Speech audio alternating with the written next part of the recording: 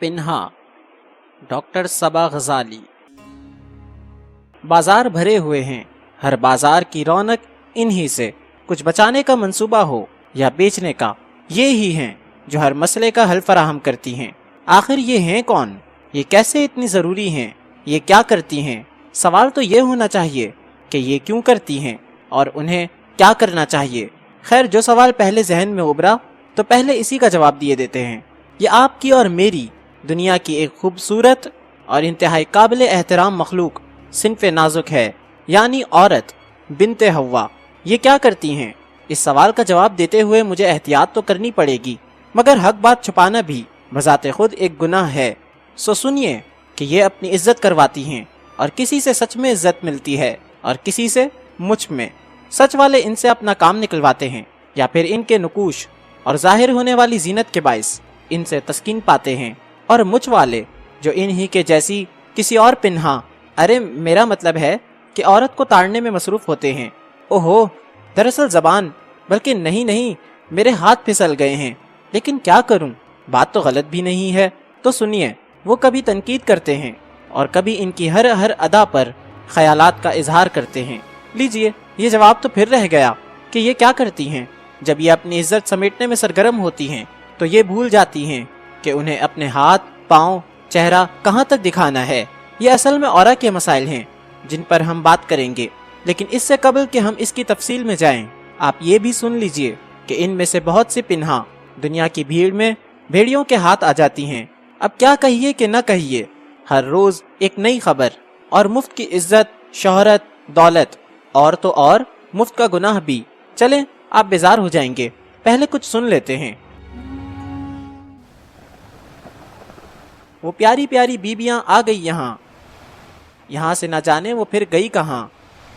جنازہ ان کی عزت کا نکلا اور بکھری پڑی ہیں ان کی چوڑیاں۔ اب کون سا گھر اور کیا ٹھکانا، زندگی بن گئی ان کی ناچ گانا۔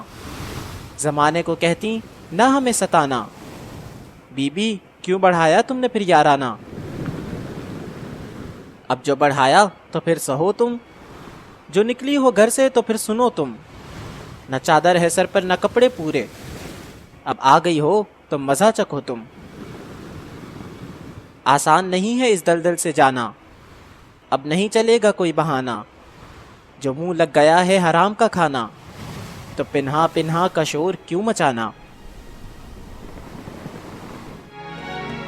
جی ہاں، جو پنہا یہ روش اختیار کر لیتی ہیں وہ اتنی آسانی سے پیچھے نہیں ہٹ سکتی۔ ان کو زمانے کی صعوبتیں سہنی پڑتی ہیں، مصیبتیں سنبھالنی پڑتی ہیں، اور پھر جب معاشرے میں پرندے کم اور درندے زیادہ ہو جاتے ہیں تو پھر یہ شکایت بھی کرتی پھرتی ہیں۔ تو یہ ہے جواب، یعنی ان سے پھیلائی گئی فحاشی ہر بچانے اور ہر بیچنے کے کام آتی ہے، اور اس کی قیمت بس اور بس صرف ایک پنہا کی زینت ہے۔ اور آپ جتنا گڑ ڈالیں اتنا میٹھا ہوگا، تو جتنی زینت ڈالیں تو اتنی ہی بچائی اور بکائی ہوگی۔ اللہ، میری اردو پھسل گئی، معاف کیجئے، کیا کروں کہ مسئلہ بہت ہی پیچیدہ ہے۔ تو سنیے کہ قرآن کریم میں اللہ سبحانہ و تعالی ارشاد فرماتے ہیں،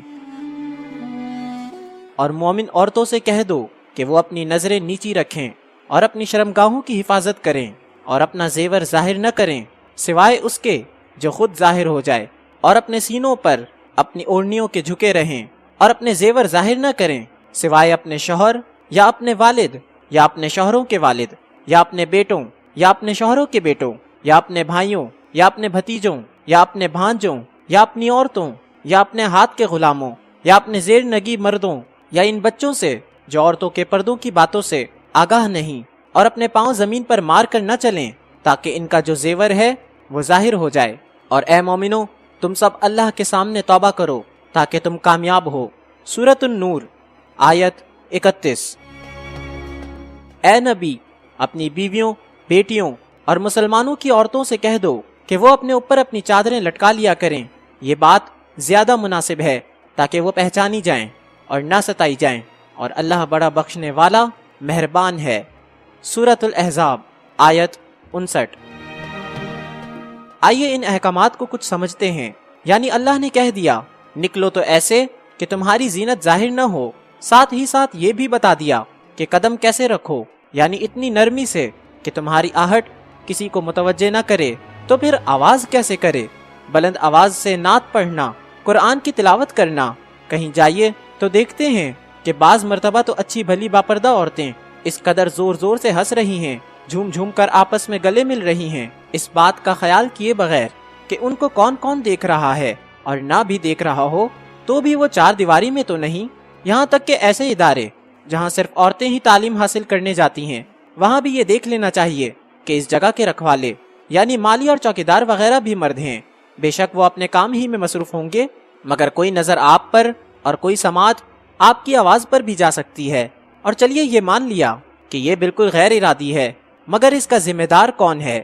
اس کی وجہ آپ کی اونچی آواز اور آپ کی کھلکھلاہٹ بنی، تو پھر کیا ہوا اس پردے کا؟ لہٰذا وہ جو بالکل پردہ نہیں کرتی اور جو با پردہ ہیں، دونوں کو ہی اپنا کردار سنوارنے اور توبہ کرنے کی شدت سے ضرورت ہے۔